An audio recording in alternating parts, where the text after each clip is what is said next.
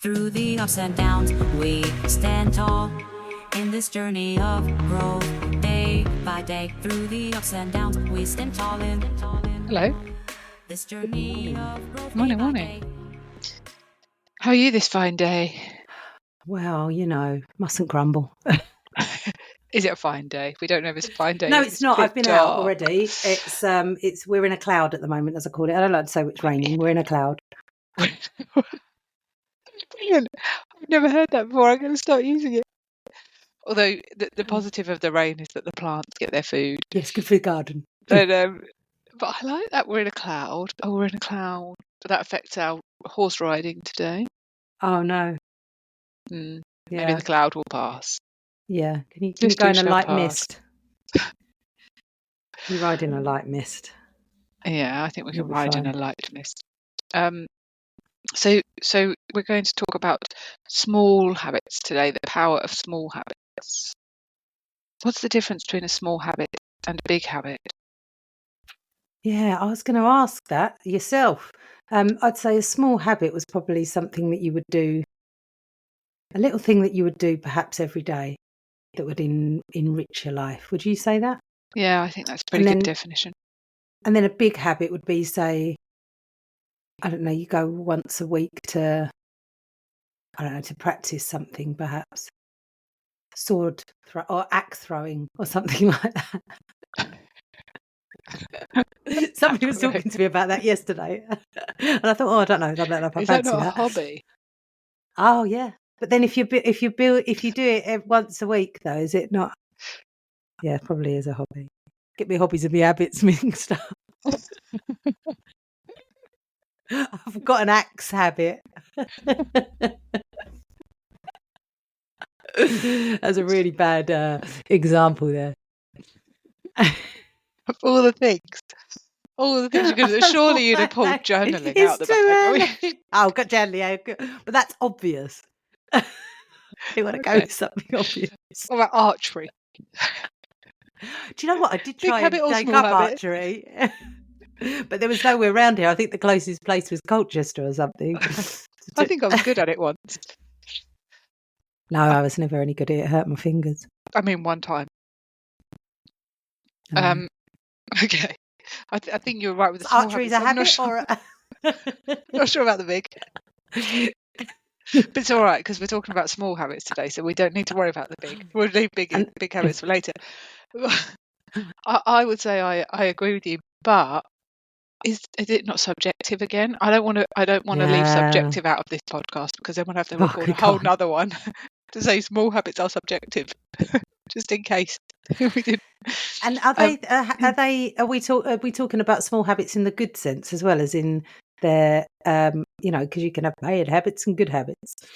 Well, the power of small habits being good. Yeah, because I think that the subject, the overall subject that we wanted to talk about today was the power. I'm just looking it up. The power. Sorry, give me a moment. Got the power. The power of small habits and how they can be transformational for our lives, and I'm sure that bad habits can be the same. Right, but so we probably don't want to focus on them. Is it a habit? Compounding effect of daily habits. That I take Frank out for a walk every morning. Yeah. Is that a habit? Yeah, I would say it's a habit.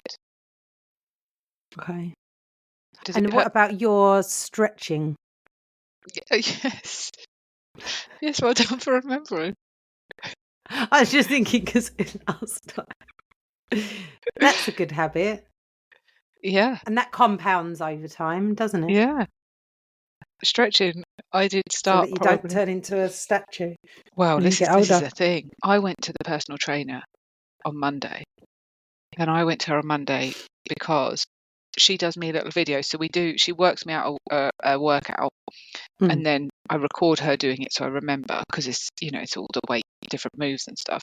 And when I looked back at the one I was doing weekly, in my head I go to her like every month or so. I knew I hadn't been for a while. February last year was the last time I went, and I've been doing my same little one every week. But has it compounded over time? And then that's just the workout in the gym. But the point is, it was when I went last time, I said I'm going to start stretching every day. So I reckon it's near on a year now that Yeah. it took me a while to start it.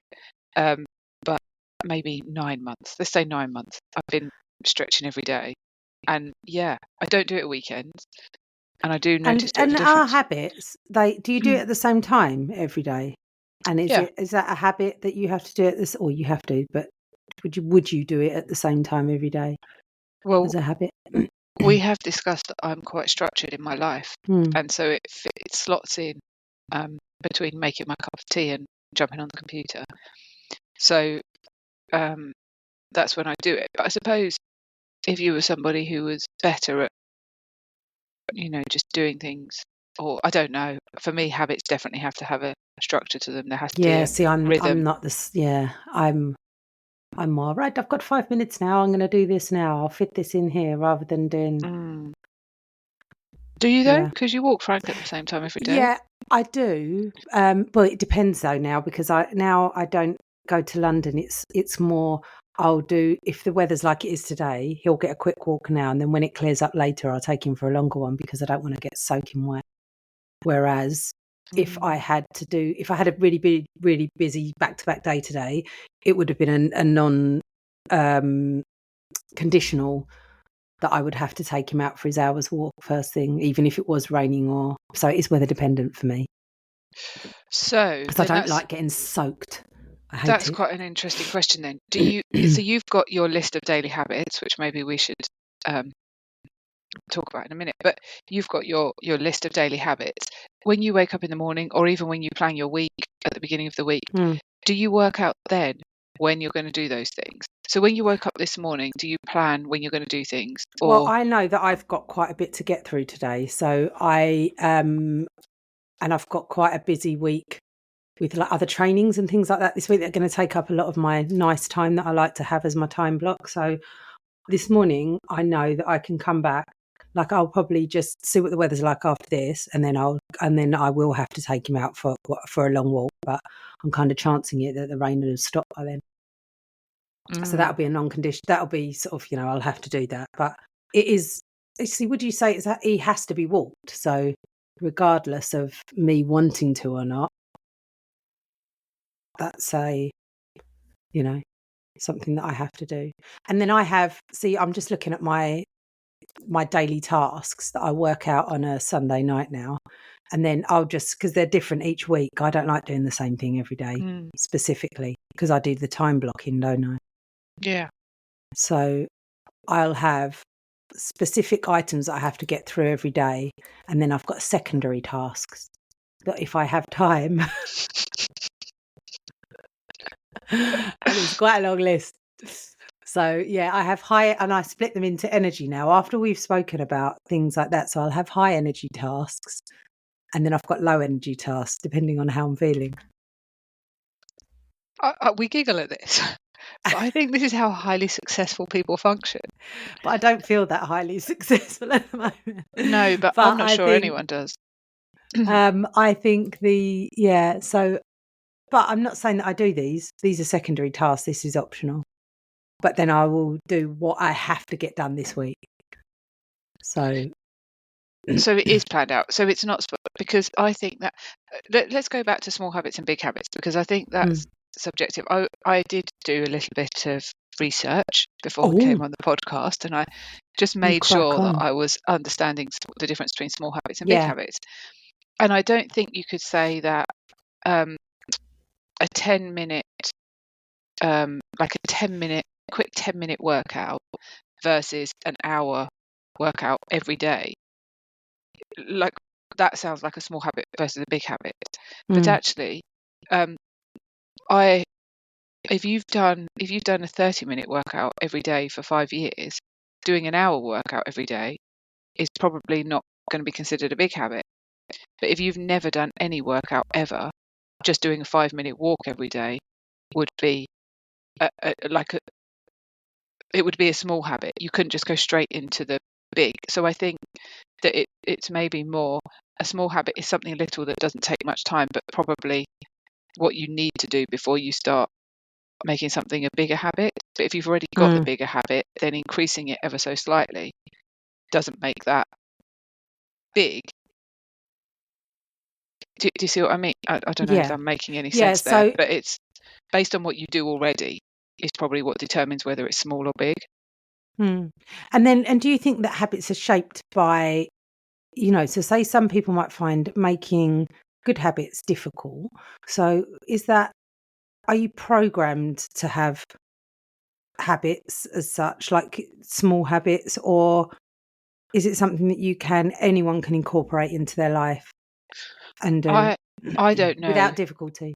I don't know, obviously, the research behind this, but surely the habits that are probably going to benefit us start with the ones that are kind of survival based in the sense, or match survival based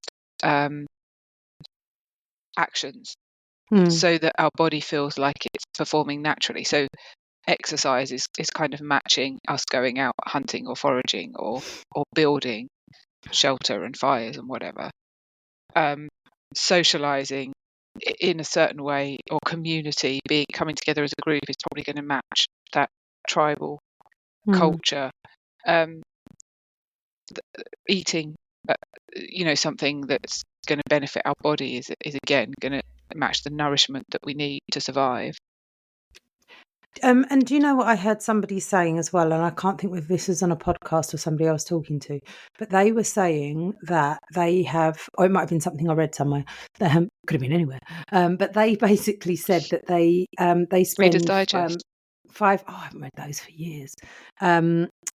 They spend 5 or 10 minutes a day correcting negative thoughts in their mind. So they'll sit there, any negative thoughts that they've had during the day, and they'll opposite them.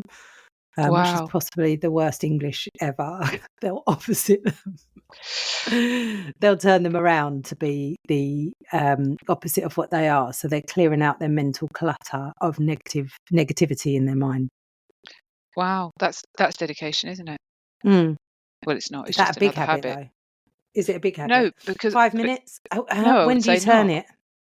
So it depends. It's subjective because it depends on what you consider to be a small habit yourself. Yeah, I think 5. I believe, and this is what kind of was backed up by the things I read, that if you're starting a new habit, making it 5 or 10 minutes, just something small that you can easily do, and then it can easily become a non-negotiable, is better. A small habit comes before a big habit. Yeah. So you were talking about your structure. What about the habits? And even though you say you don't do it routinely, or there's not much rhythm to your habits, you absolutely plan them, and you don't just wait for the moment in your day when you feel like doing it.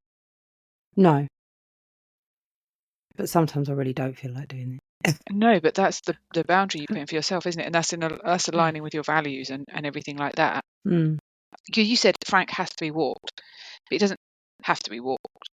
Like, he'll eat me. Yeah, there'll be negative consequences if you don't, but you could just not. And look, there's plenty of dog owners who just wouldn't. Yeah. But you do because of your values. But do you think you can have habits easily without either planning them like you do on a Sunday, or having a rhythm to your life? Do you think you can just wait for the moment in your day when you feel like doing that thing? I think some people can. I know some very successful people that don't do anything like this they don't think about this at all. Men mainly. And they don't necessarily they plan things in their heads. So, and a couple of them are very dyslexic as well. So I don't know if that has something to do with it. And they literally they will sit of an evening, and in their heads, they'll sit there thinking about things and what they're going to do the next day. They don't write anything down, and they kind of that's what they're going to do the next day. Yeah, but that's how it's planned. That's what I mean. It doesn't matter if it's in the head or on the paper. It is planned. But they don't consider it to be habits. That's what I'm saying. Like they don't consider that a habit. They're just like, well, this is what I do. Like it comes naturally to them.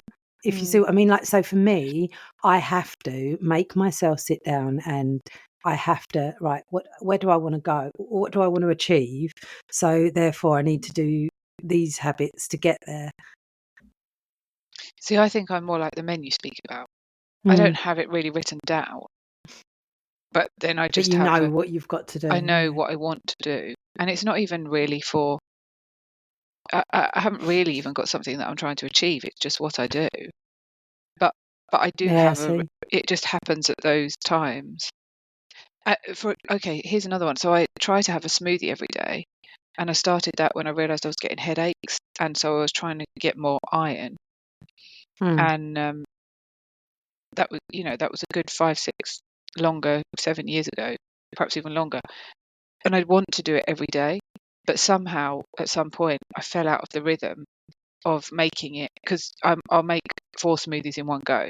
And then I used to, when those 4 smoothies was finished, make another 4, and I'd have one every day for lunch, and it was just my lunch every day. And I think, I'll tell you when I fell out of the habit, when it came to summer and we started growing the spinach, and I got too lazy and couldn't be bothered to go outside and pick it. It's easier just putting it out of a packet in the fridge, isn't it?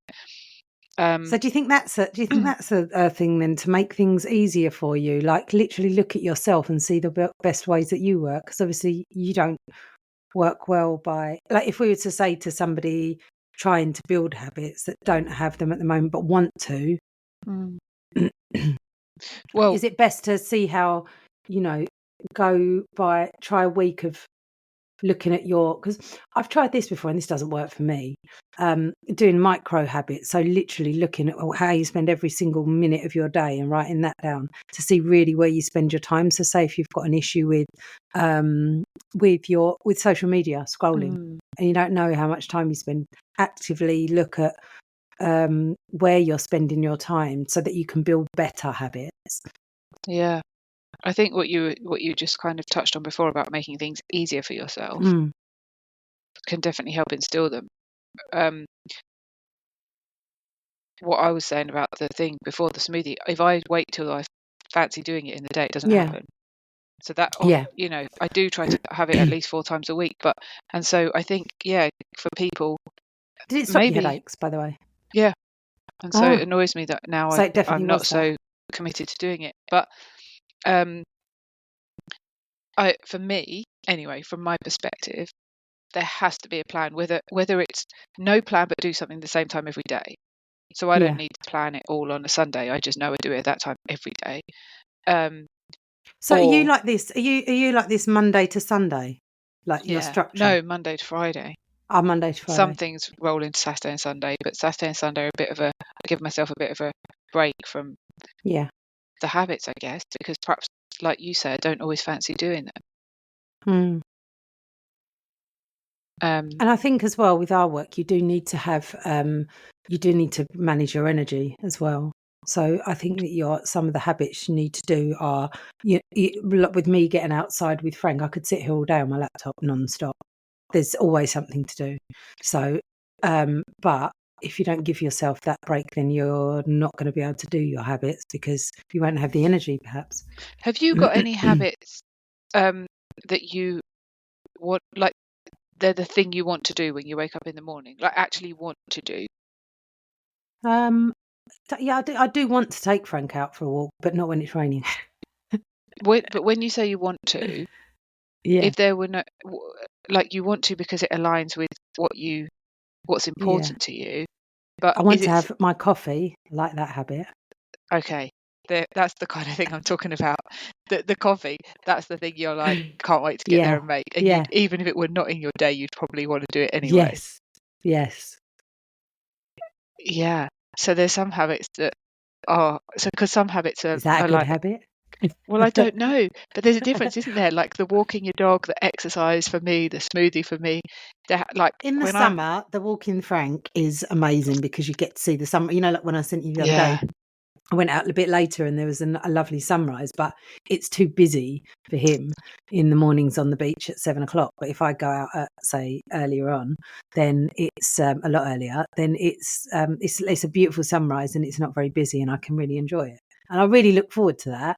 But the coffee, I look forward to the coffee, sitting there, having looking through my day, having my coffee. That's what I really enjoy in the mornings. So that brings you something that it might not be so healthy, although coffee is good for you, isn't it? But perhaps not with whatever you have it with. Do you have it black? Coconut milk. No, coconut milk and honey. Yeah, so scrap the coconut milk and honey and you've probably got a great daily habit. But do you have a decaf? No, I don't. There you go. So no, it's a bad habit. You must stop it. No, that I'm into Zoe at the moment, and Zoe says, oh yes. How's Zoe going?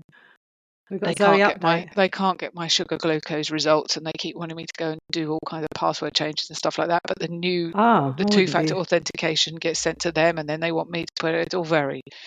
Is this beta right still? Is it, or is it? Are they actually? Is this? Are you getting money off this? I'm not getting money off. No. No, I didn't know if it was still in trial phase. No. To be that glitchy.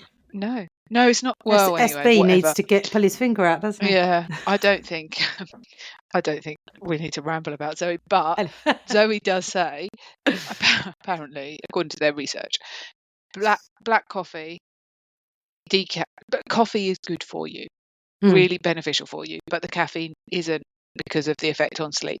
So but decaf coffee is as good for you as caffeinated coffee. So we don't need to think of coffee as bad. I can taste the difference. Lots of people can, I believe. Maybe I can't. Maybe I wouldn't know. I'm going on Friday to my favourite coffee shop called The Yard, and it's at a coffee roasting place. And I was looking at it online, and it flashed up on their website that they are now doing half. So it said half the caffeine, same great taste. Oh, that's interesting. Don't know what that's all about. I didn't see any more than the advert, but. Are you going to try it? Yeah, half. So I might do, but I can't tell the difference, so it doesn't bother me. But there are then some habits, but that's a good habit because it's bringing something to you in another way, isn't it? It's not destructive at the moment for you. No, I wouldn't say coffee was probably the least of my destructive behaviours that I've had in the past. Do you have to plan it into your day? No. Do you have to stop yourself having it out?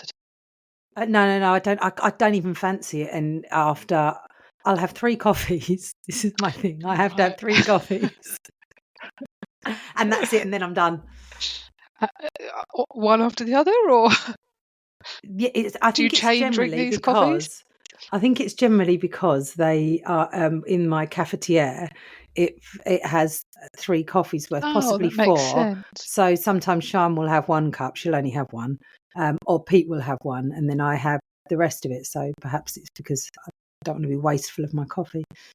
So we wouldn't think. I think if we were talking about forming daily habits to transform your life, no one would say, right, include 3 coffees a day, would they? But when I work, you know what? When I work with perhaps. When I work with people, I couldn't even tell you the ailment, but some people, maybe someone who's an addict, who's trying to quit something. I always try and keep. I can give you an example of a working example. Case study. Yeah, I had a client who wanted to quit smoking. I don't really want to talk much about quit smoking because I don't like working with it, but she wanted to quit smoking, and the first session she came and she was talking about she's going to join the gym. She's worked out that the money she saves on her cigarettes she could use to pay for the gym membership, and she's going to do swimming because she quite likes swimming, and blah blah blah. And then we talked also about what she does while she smokes. So she said she'll just go outside and she'll just smoke cigarette after cigarette after cigarette. And I was like, what, And she said, but the reason is because she gets scrolling her phone and she kind of enjoys the time out scrolling. And my way of working was to remind her that she didn't have to stop scrolling. So we made sure that in the new plan for the week ahead, we made sure that she actually added in time for scrolling. So even if it were 20 minutes every 20 minutes in the morning, 20 minutes in the afternoon, whatever, that she literally took herself to her sofa and scrolled for 20 minutes. And then she came the second week and she had this epiphany that she wasn't going to join the gym because she didn't actually like the gym. And the thing that she felt had caused her to fail every time she tried to quit smoking was thinking that when she quit smoking, she was going to be a completely new person. Oh, okay. And she was like, when I let myself off the hook of being a completely new person, but just try and like stay the same as I am, just without the cigarette, like it feels easy. And so sometimes I think it's really important to recognize the things that are habitual, like having your 3 coffees, but might not be considered by someone else healthy, but actually they're bringing you whatever they're bringing you. Because it's probably not just a shot of caffeine, it's perhaps like a little bit of time out while you drink it or something. That's Yeah. really important, I think. Yeah, I do like to. It's a quiet time as well, I think, because it's the time to myself, maybe. It's time for you, self-care. Self-care, hashtag self-care, hashtag self-love. Yeah. But yeah. So do you think you're better off? Say you were somebody that wasn't, I don't want to say good at habits, but don't recognise habits, or you want to recognise your habits. So would you say that you should focus on one habit at a time, like you did with your client saying about stopping scrolling? So it's a small thing that helped them overcome a big thing. So would you say that that's focusing on one small, if you're new to habit forming in a conscious state, because you obviously got habits, everybody's got habits they do, good or bad. And so if you wanted to concentrate on small habits that build to bigger things over time, like stopping smoking, say, or making yourself fitter, if you're looking at the exercise form of it, would you say that it's focusing on one habit at a time rather than lots of micro habits? I don't know. I'm thinking about this. Or is it what your capacity is? Because Yeah. I'm one of these who I will set loads of different small habits and maybe just pick up one or two, really. There'll be lots of things I want to do. And then I think, well, it's really interesting that you asked this, because I'm thinking of one client who would come to me and I'd suggest something that they change, and then 6 months later they'd come back and say, I've finally done it, and we'd laugh and say it would take like 6 months for them to process the thing. And I realized that I'm probably the same as that. Like with the stretching, it took me a good few months to kind of process that I had to do it and work out when I could do it and how I could fit it in, and then remember it every day. But on the flip side, if I have clients, I'll be like, right, you need to start journaling, you need to start this, you need to start this, and you need to start this. And I'll send them away with like 4 or 5 things to change over the next couple of weeks. Maybe that's too much. Maybe I should be actually giving them just the one thing. Yeah, see, more recently, particularly with younger people, I have gone, and there's one person in particular that doesn't like this, doesn't like that. So I've given them a list of 10 things to try, completely different things, and go through the list, try them each time, say it's for a good night's sleep. Go through the list, try these different things, because this person's quite averse to trying things, really. So maybe see which things take, like, and they're all completely different types. So, and then the next week I'll see because this was only last week, I'll see exactly what's worked for them if they've tried them. And then they'll double down on what those things are if there's a certain pattern.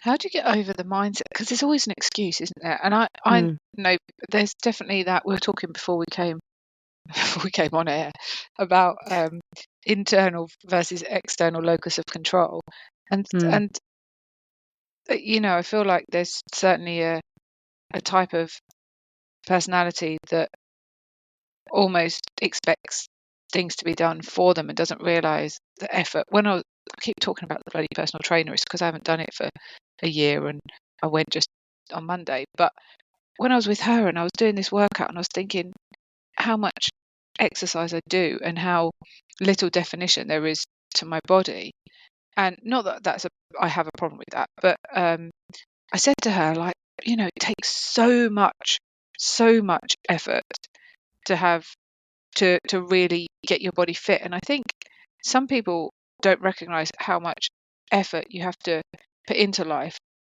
to some extent to get the rewards, to get even maybe people overestimate the reward they should receive and underestimate the effort they have to put in. So you remember, that dopamine podcast we talked about, and she said the way our bodies are naturally designed is to do a lot of work for a tiny reward. Like, evolutionary, we'd go out hunting the entire day and then get like a tiny bit of meat or a tiny bit of dopamine reward. And so I feel like there's a little bit of that, like you have to do, so much exercise to get a little bit of reward and so much of things. But if you can accept that, if you can accept that the rewards are small and the work is hard, then is it easier to make changes? Because but I don't think, but is that the same for everyone? You see, with exercise, I find I don't have to do a lot to see a lot of difference. So maybe there's certain things that you have to pick that, for you, make you doing your stretching, say, something that comes really easy to you because you can see more benefits of that. So whereas for me, I know I wouldn't have to do a lot of exercise to be able to see a difference. I think so maybe if it's what's perception what's again, not isn't a it? lot of exercise to you? I suppose, I do my walking anyway, so that's my baseline is, I think I've said this before, is my walking, which is a good hour a day, and then at least, and then I would do perhaps weights, Pilates, something like that, at least 2 or 3 more times a week, but more so now, I think, as I've got older. But when I was that's younger, my point, I didn't have to do a lot to get. Yeah, but So what, you think that's a lot? Well, I think yeah, some people would consider that huge. You're talking like at least an hour a day plus maybe another half hour, 45 minutes. So 3 times a week, you're talking nearly 2 hours of exercise a day. And then the other 2 days the other 4 days, still an hour a day. But then I suppose I've always done that. I've always walked it, like, if you can walk it, I'll walk it rather than. So I suppose that is a baseline of fitness then, isn't it, I suppose? But there's some people whose expectation is that they will be able to do one exercise a week and see huge results. And there is some science to back this, though. There is some, like, but obviously this is with a decent diet as well. But to doing like these 10-minute like barbell complexes and things like that work every single part of your body, and they don't take very long. They're like 10 minutes. Well, I don't dispute that, but 10 minutes then a day, that's what someone's got to bring. And I guess I was going back to your client who says that who doesn't want to do this, doesn't want to do that. Do you think before you put in a habit, there's got to be some mindset change of more? Where I was going with this, which I just suppose I went on a bit of a tangent, is that things don't always feel good. So when you put in a habit that's life changing, like your coffee feels great, but going out to walk the dog when we're in a cloud maybe doesn't feel so great. No, but sometimes, and so. But I'm glad when I get back. Yeah, of course. We get your dopamine then, don't you? To have a transformational, like a habit that really transforms your life. Sometimes you have to be prepared to do it, even when it doesn't feel good. Yeah. And so maybe I can't even remember why I started talking about this, but maybe. Why did I start talking about this? About the compounding effects of exercise, I think. Oh, right. Oh, compounding effect of a habit. And your exercise, that you don't immediately see things, or okay. So even though it's good for you. Yeah. So habits probably have to be done every day for a really, really long time, or for a while, to start to see some kind of results. But before you do the habit, I think you asked me, I know what you asked me about, changing lots of things in one go, or yeah, just doing one small change. I think one small change is probably easier, isn't it? Because it can be quite an effort to make just one small change. Yeah. And then I suppose progress over perfection as well. Just at least to do. And also, you like you say, you might not see the results straight away. So it's doing, things like, I don't know, meditation and things like journaling. It's, if you, like you say, if you're starting with 2 minutes a day, over time, you've made the habit, and then therefore got your, say if you were journaling, getting your thoughts out onto paper, and then after a year you might actually notice there's a big difference in your mindset. Yeah. And what about also with a habit? So I guess this could be, you could transfer this onto all different habits. But if you do 2 minutes journaling a day, you might not get anything from it. Like, it might be just a bit of a tedious task that you really don't get anything from. But when you have a really big thing that you need to work through, whether it's a problem or a decision you need to make, or whatever it is, and you've journaled every day for 6 months, then you may naturally go to journaling and be able to use it for, like, really utilize its power to work through your stuff, because you naturally do it.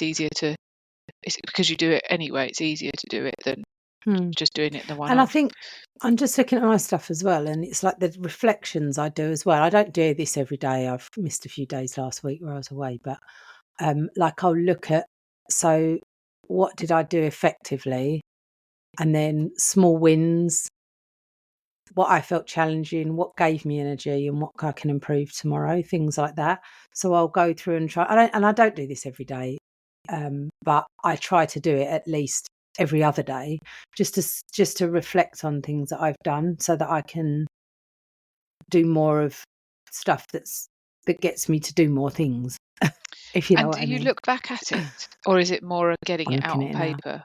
It's more, I think, Yourself. it's more each day understanding what things that I've done, so that I can do better tomorrow. I think I don't really look, like, I've got diaries and diaries. Like, I use an academic diary, like a page a day, so that, and I use it as my note taking, so that I write things down. I think I've said before, but I do go back, and because I think I started doing that religiously when I stopped drinking. So and I've got pages and pages of notes that I wrote then. I don't really go back over those. There's some quite dark things in there, and I think sometimes it doesn't help to go back over things like that, but it helps to get it out at the time. And maybe recognizing the patterns and things like that as well in your small habits is something that can help you. So do you think by doing that, writing that out, you can recognize if you've developed a habit that's a negative one? I know what my negative habits are. You didn't need to write them out. No. And what about then, could you see if there's something that felt really good and you could bring into your life as that's why now, because I'm in a better position, is why I look at this, because I can think, right, okay, and I want to make things better. Like, I've kind of got rid of I'm not saying I've got no bad habits at all. Like, do you know what I mean? I don't mind a lemon and poppy seed muffin every now and then, as well, you know. But you don't make it a habit. Well, do I? But it's but I think, because I've got rid, the smoking, the drinking, the things like that, I think it's more, I try now and focus, what can I do better out of the things, what habits have I got now that aren't serving me, what can I do to better things. Have you got any habits that aren't like common habits, like not walking the dog or exercise or drinking the coffee? Have you got anything that's a little bit out there that someone might not have thought of that benefits you? I don't know. I like to go through things and chuck things out and clean up areas. Like, I do that, and I do tell people to do that as well. Physically like declutter. Physically declutter things. Yeah. Go through, like, don't have, like, although I'm looking at my in front of me now, needs doing. But I do like to physically And that's like, say, once a month I'll go through an area of something, and so that you've not got lots of clutter. I think I listened to a decluttering podcast. Might be Mel Robbins or something like that. My friend's just signed up for a course.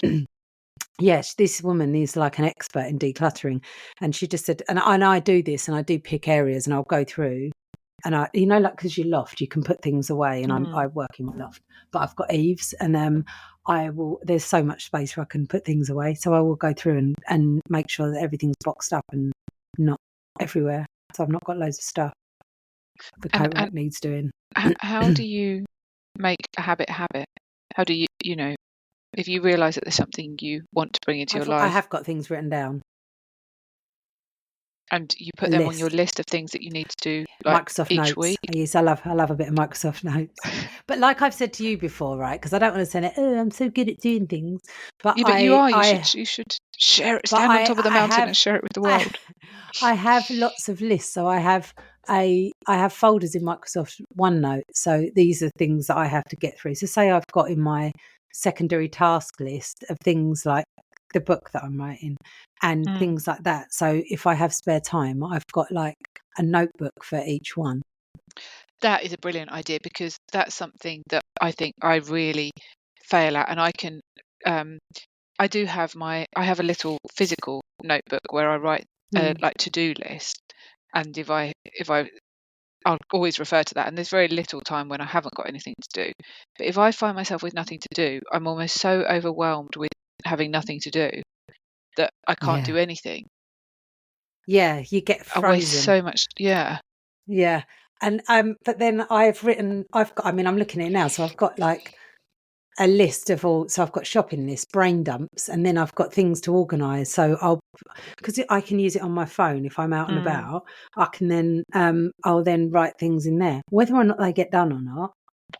Well, that's a good question. Do you find it easy? You see, I've kind of done it on the computer before, and I just end up with lists everywhere, and I forget where they are, and I don't.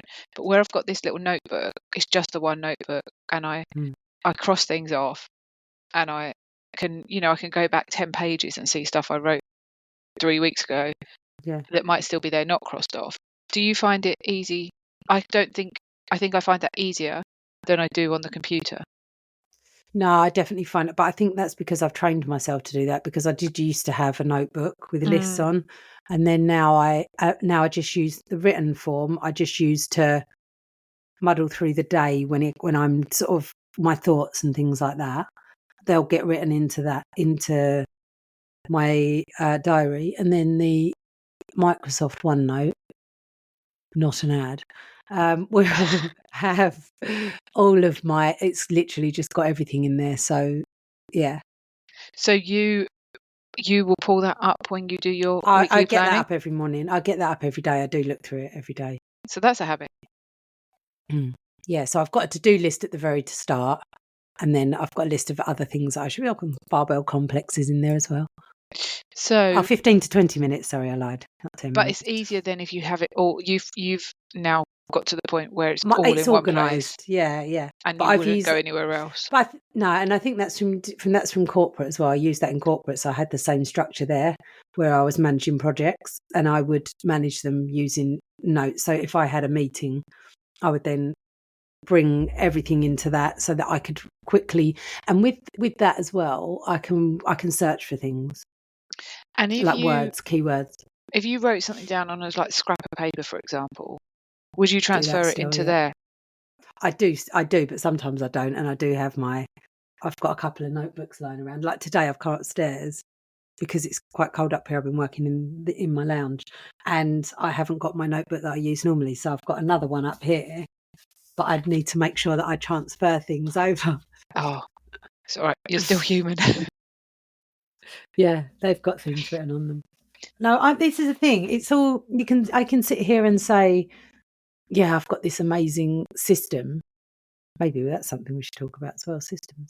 But it's, but then do I work that into my daily habit? I do look at my to-do list. That's a small habit that I do. Yeah, I think you're very efficient and you get a lot done. So I think it's, it's something that we can all learn from. Is there a point? Have you ever had a small habit that's been a small everyday habit, but then it's snowballed into something incredibly transformational? Hmm. Well, I suppose work things more than anything else. For example? And learning, making sure that I had my time in the morning. So when I was first learning hypnotherapy, say, Yeah. I would make sure that I'd spend 2 hours every morning. When I'd walk Frank, I'd be back here, and then between the hours of 7 and 9, I'd be working on that every day. Mm. So that was, but then would that be considered a small habit because it's 2 hours? For me, that was the only time that I had that was quiet before I started work. So What are you thinking? It could be a big habit because it was 2 hours, or I think or it was a it might small not. habit to me Yeah. because it was, Easily achievable. yeah, I definitely, I wouldn't get any interruptions then. It's the only time that I could. In the evenings, I'm useless. I after 4 o'clock, I'm terrible. Mm. And do you reassess your habits? So do I you? don't really think of them like habits, though, I suppose, in that aspect. Mm. You know, like if you would say, write out your habits, like when we said we're going to talk about this, I'm like, I kind of know what they are. But so you don't write yours down then? Is that what you're saying? You just know what they are? Yeah, I think I just know what they are. Mm. But that's what I'm wondering now. You know, we've talked before about writing out your values, writing out your boundaries. Do we need to write out Do our we write habits? our We'll habits have a as well? never-ending list of everything. But because then you can go But back then and what? To reassess what them. end? Yeah. Well, because Do you need to? I don't. Well, I'm wondering if you do, because if you don't reassess them, you could end up. So I've got the habits I have, but then if someone were to say to me, right now you need to start doing this, I'm not sure where I'd fit it in. And so would it be I'd obviously have to exchange some time somewhere. I had this conversation with a friend. She'd posted something on Facebook about how she used to read a lot more than she does now, and she wants to read more or something. And I kind of reminded her that she used to read before we had all of those hours of reading or whatever, before we had smartphones. And now she's spending 3 hours a day on a smartphone or whatever. Or she'd mentioned Netflix. And I kind of made the point. I said, have you looked at your screen time and how long you spend? And she came back with, yeah, but I don't have a problem with my screen time because mostly it's useful, beneficial stuff. And I was like, no, but it's not whether you have a problem with your screen time. It's the fact that you when smartphones came in, we didn't suddenly get an extra 3 hours in the day. Mm. And so you've got to exchange, like you've got a time exchange.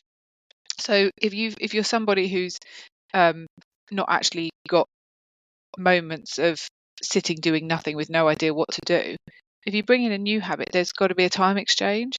And so it might come from, you might decide that perhaps watching TV in the evening isn't worthwhile and you can exchange some time out of that. But if you don't do that, or if you don't already have kind of time that you're not bothered about, then surely you've got to exchange something, and it might be that an old habit is no longer beneficial. Serving you. Mm.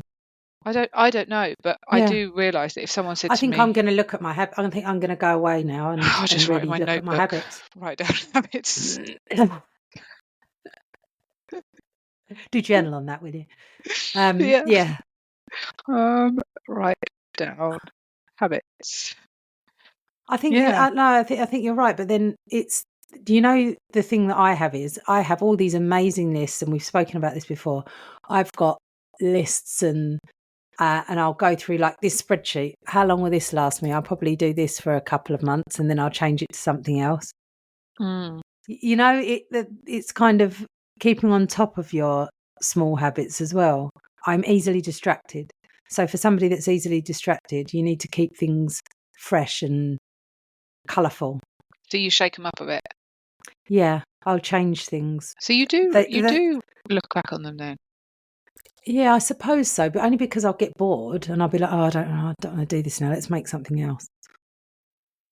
But it's still probably trying to achieve the same thing, but just in a different way. So that's relevant then. So for people who struggle to commit to their habits, you don't necessarily commit to a habit. You don't develop a habit and commit to it for life. You don't hold on to it and get attached to it. I'm that not it has like to stay you. forever. No, I'm not as rigid as you are. No, I can't. I just can't live like I can't. I have to be able to if somebody says do you want to go for a coffee? I'll be like, yeah. Like I don't be like, no, I've got to, you know. I think in that way, whereas you would be like, no, my day is this. Whereas I'd be like, oh, I just moved that time block to over there, and I'll go and do something. I will switch a time block to do something, but I won't not do the Will thing. you enjoy it? I feel really uncomfortable. Exactly. Whereas I'm like,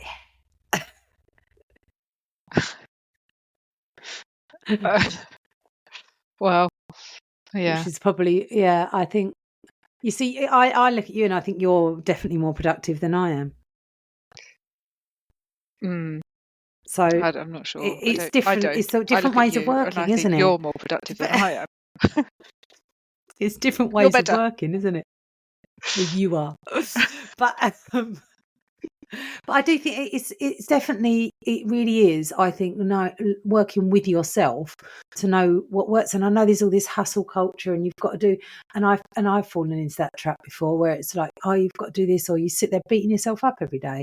And I don't think that's healthy either. No. Because you can put yourself into freeze mode, like you said. You'll sit there sometimes and you're like, and then it can go the other way. And these good habits, as such as you're trying to make, can then put more pressure on yourself and make you feel less than if you don't do them. Yeah. So I think it's understanding yourself, perhaps micro-tasking, looking at your time over a week, say, and seeing what you do, and then trying to iterate from there if you're trying to bring new habits in and you don't think you have the time. Yeah, and maybe the key is if you want to change. Like, I think there's people who will listen to this and think, well, I don't want habits. I'm quite happy with my life, and I enjoy like waking up in the morning and think, what do I fancy doing today? And that is so admirable if you're somebody who is really happy with yourself. But if you're waking up every day in a bit of a slump and not really feeling good about yourself, then maybe some of the ways, like some of the things that we've said about bringing habits, might be beneficial. But yeah, I mean, I've got one friend who is beautifully spontaneous, and I don't think she would want to live her life like this in any way at all. And good for her, you know, she's got a great life. She doesn't need necessarily any more. I'm sure she's got brilliant habits as well, but she doesn't need that kind of structure that we do. That rigid structure, yeah. Great, wonderful, great to speak to you. Yes, pleasure. I've got to go do my habits now. Go on, and write your habits out. This journey of life with friendship as our guide, together we'll grow together we'll grow